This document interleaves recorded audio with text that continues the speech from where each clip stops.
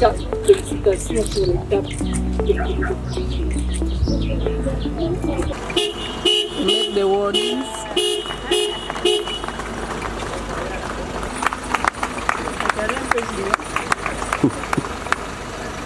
C'est un moment lourd de symboles.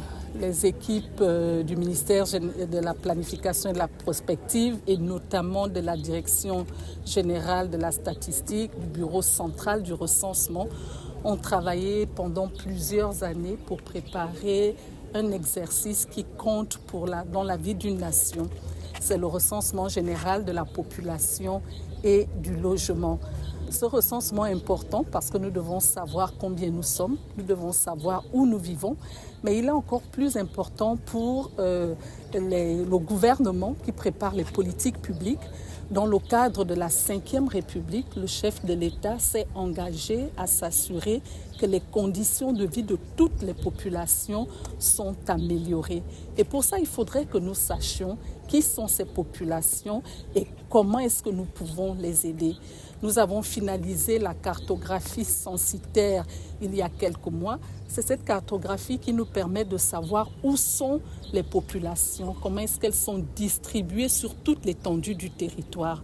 Maintenant, avec la remise de ces véhicules que nous donnons au directeur du Bureau central du recensement, nous nous préparons à lancer effectivement la phase de dénombrement.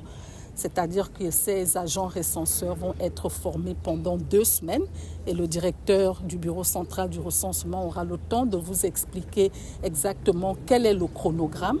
Ils vont être recensés et ensuite on va les voir dans tous les quartiers, toutes les rues, tous les villages, toutes les communes pour pouvoir dénombrer les populations qui vivent sur le territoire gabonais.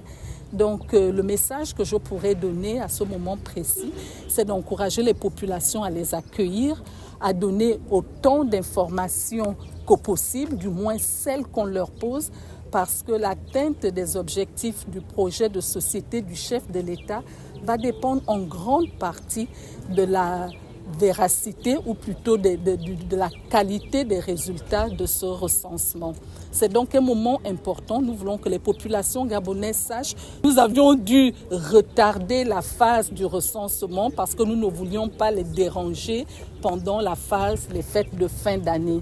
Maintenant, nous nous préparons pour que dès le début du mois de janvier, que nous commençons effectivement les activités qui vont consister à ce dénombrement.